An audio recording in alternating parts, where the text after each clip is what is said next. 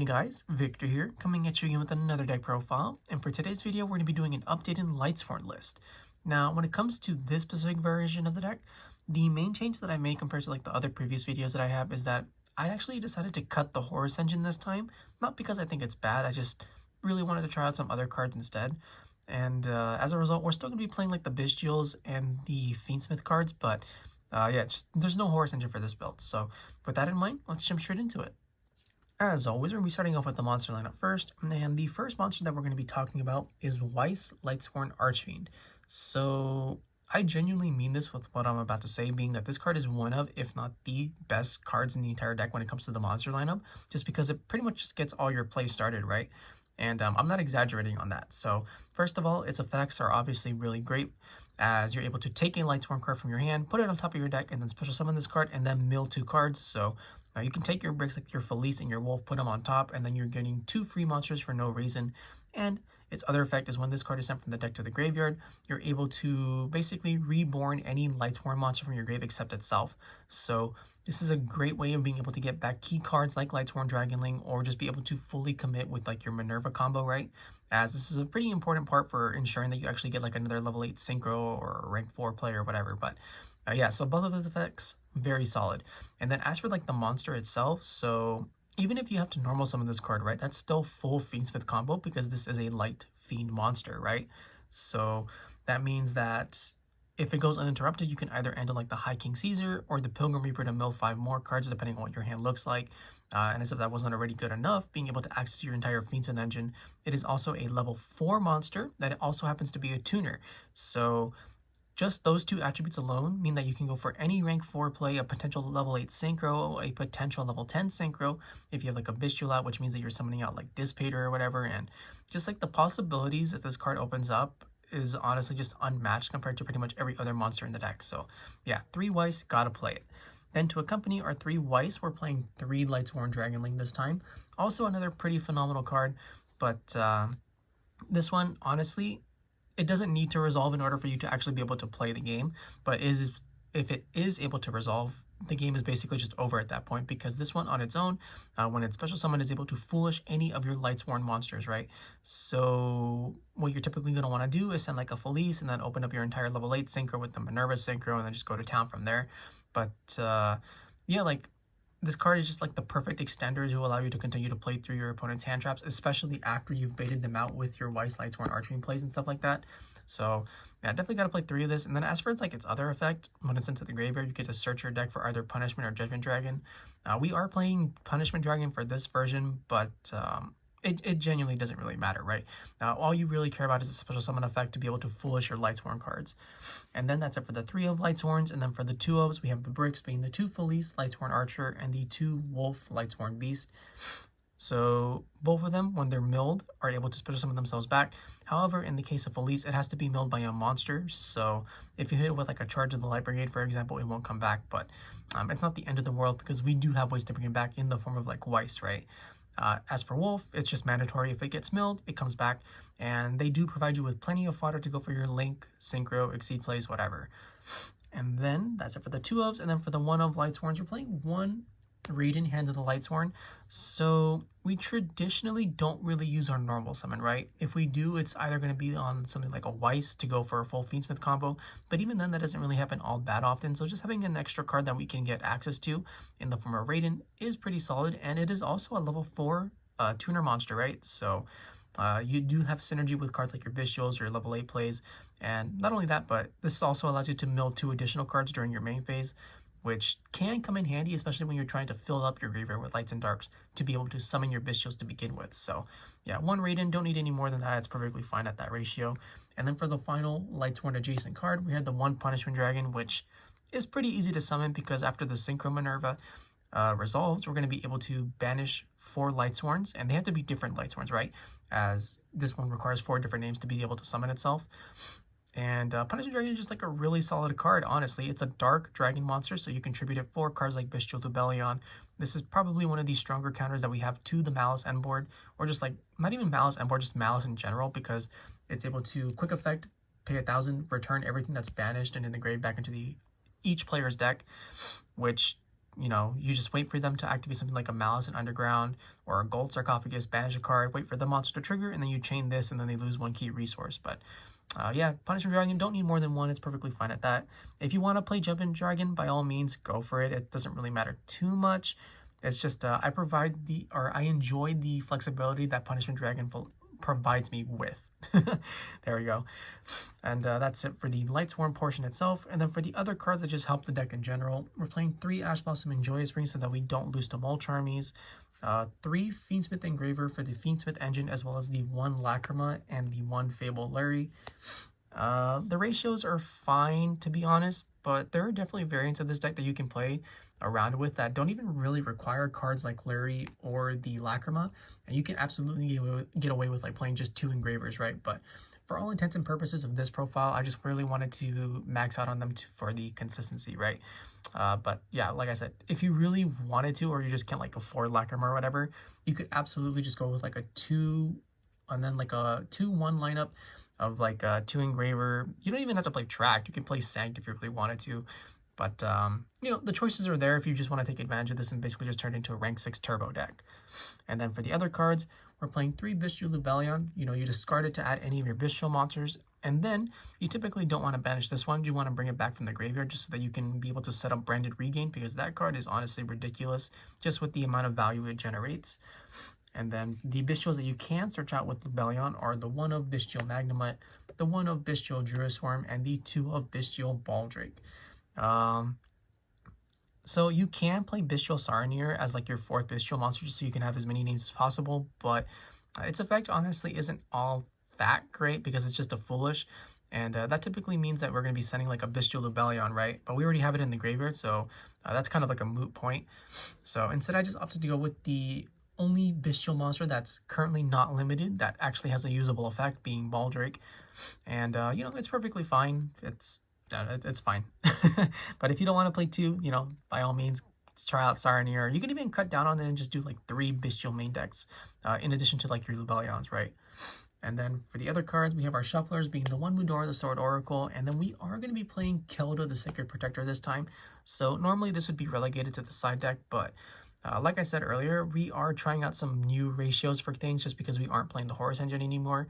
And there are a lot of decks that do rely on the graveyard currently, right? Like even something such as Mitsurugi Raziel does revolve around the graveyard to like a certain extent, as they can go like activate prayers, and then you can like chain like a shuffler to put it back into the deck, and then the monster that they tributed off the prayers, or will not be able to activate. And you know, being able to do that at least twice is pretty solid. And then this deck also just like empties itself out pretty easily, so it's very easy to just completely deck out, so we want to avoid that at all costs, right? And then for the final monster, we're playing the 1 Starliege Seyfert. You're hopefully never drawing this card, truth be told, even though you can use its on-field effect, but the main value that you get out of Seyfert is its graveyard effect, where you can banish it to add either something like a Lubellion or a Punishment Dragon from your graveyard to your hand if you milled them or whatever, and then be able to use their effects or summon them again. So with that, that's the monster lineup, and now we can finally move on to the spell and trap portion.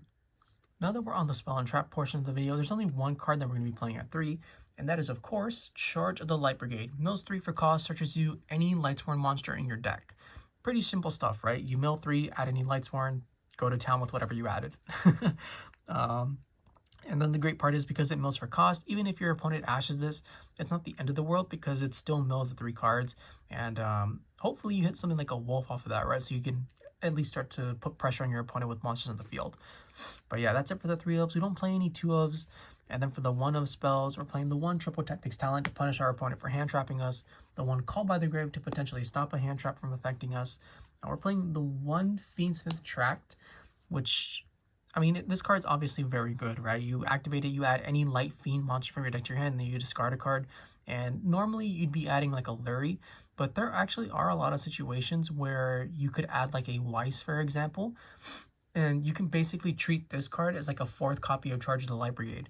So you just add a Weiss, and you discard something that you don't need, something like a Seyfert or a Shuffler or whatever, and then you can pretty much just start accessing your Lightsworn combos or your Fiendsmith combos regardless. So yeah, 1 tract, pretty good. And then to go with our 1 tract, we are going to be playing 1 Fiendsmith Sanct. just because there are certain hands where you want to do your best to try and play around Draw a Lockbird, and this is one of the few cards that pretty much just allows us to do it, right? Now, you're not going to add it every single time, I'm not going to lie to you, but there just are certain situations where you'd want to add the Sanct instead because your hand is like extremely susceptible to it. So yeah, perfectly fine at 1, especially to go with our 1 tract. And then we're also playing the 1 Foolish Burial, which basically means that we can send something to the graveyard from our deck, whether it's seyfert to add another monster, a shuffler to have some kind of protection, or we're just sending a Wulf to put a body on the field, right? This card pretty much just does it all when it comes to accessing a certain effect that we want at that moment. Whew, that was a mouthful.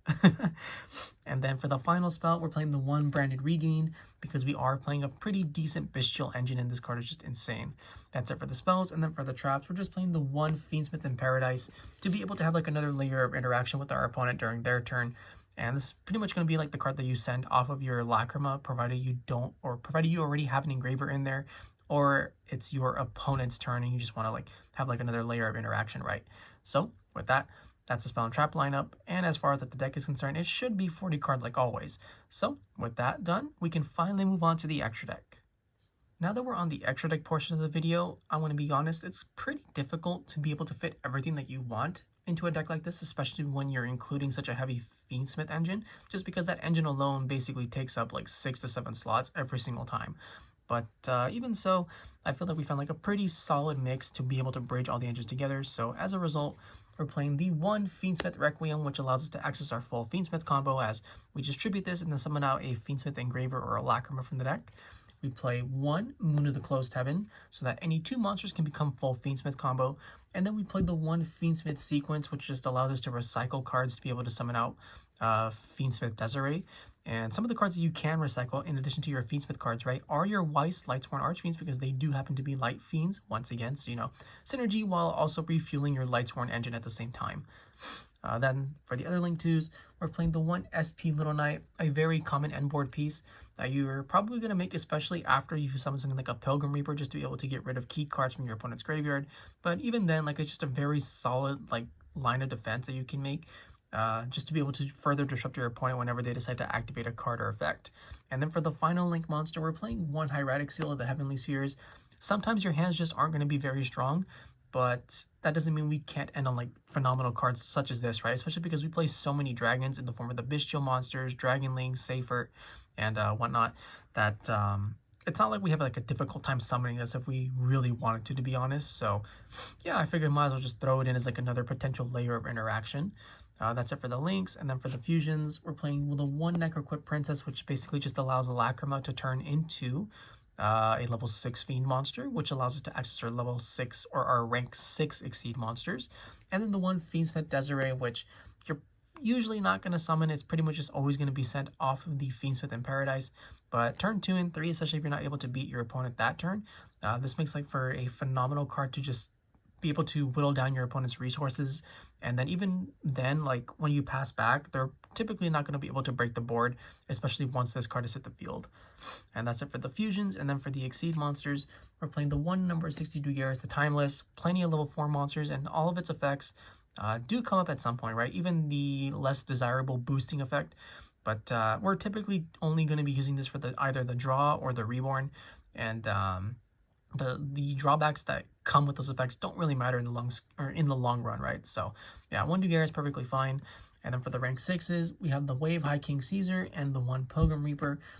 It's very much a case-by-case basis. If your hand is like in danger and you just need some kind of form of help, you obviously go for the Pilgrim Reaper to allow you to mill 5 more cards. But if your hand is incredibly strong, or you know your opponent's hand is incredibly weak, you go for the High King Caesar just to be able to stunt their plays and potentially just be able to like win the game outright, right?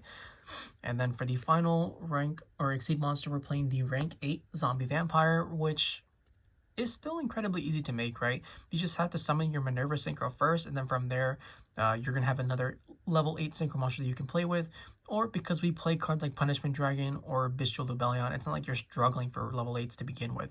And this card just allows you to mill 4 cards from each player's deck and then special summon another monster. So milling and special summoning to further extend is obviously pretty phenomenal in a deck like this.